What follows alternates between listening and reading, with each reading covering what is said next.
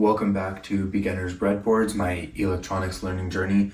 Today we're looking at another experiment with the Arduino, but it's the study of the analogRead function. So what we have for our experiment is connected to the Arduino is a 10K potentiometer, which is a variable resistor.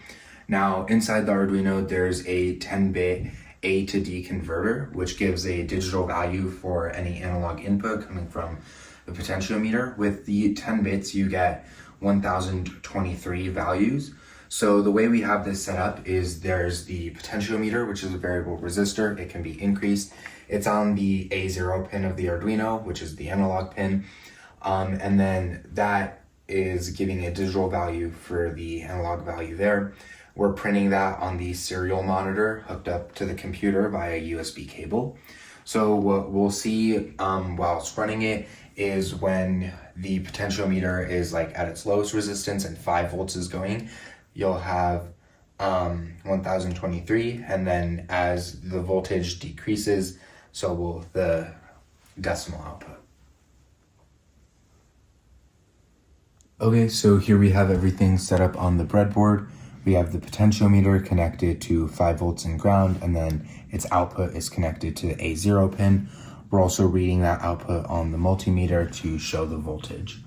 So right now at 5 volts, you're getting 1023 printing on the serial monitor. On the code, you can just see that we're saying the A0 pin is an input.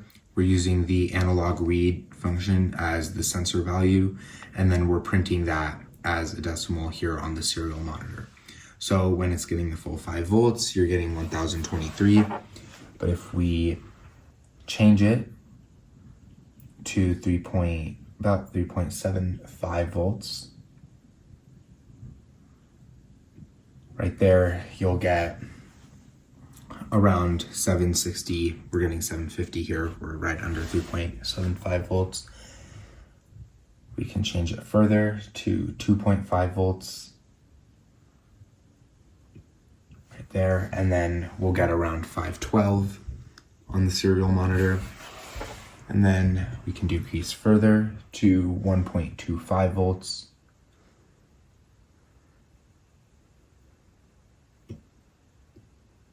There, and then we're getting 256, a little bit around those values there.